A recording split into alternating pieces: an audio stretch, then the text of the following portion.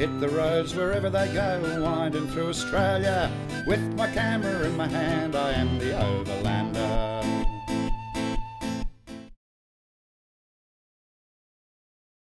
Next stop on my journey is Australia's capital city, Canberra. The story goes that when Australia passed its constitution in 1901, there was much arguing between Melbourne and Sydney for who should house the new federal government. Neither city would give an inch, and in the end, a brand new capital was built between the two, in the middle of nowhere, on a miserable old sheep station. One of the first things you noticed about Canberra is just how tidy it is. I have to say it's the only place in Australia where I've seen one of these.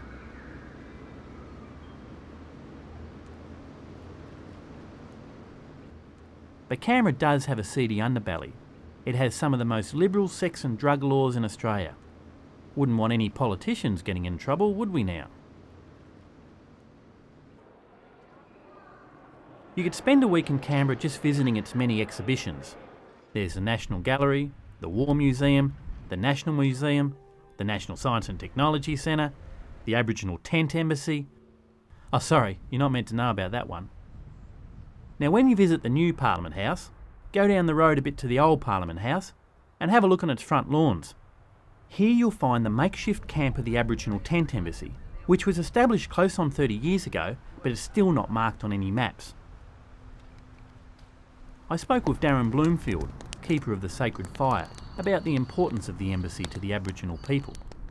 The Aboriginal Tent Embassy is basically, this is the place for the grassroots, for all Aboriginal people, the front line, to come here and give their views on what their protest is to the government. This is a place they can come. All other countries have got their embassies everywhere around here, you know. So why can't we as an Aboriginal people have our own embassy so we can take our issues to them right in front of them on their doorstep? My role as a firekeeper is to protect at all times that sacred fire. That fire's been burning now for 4 years, and various other people have come in and looked after it for that 4 years, but it's now my role to actually do it.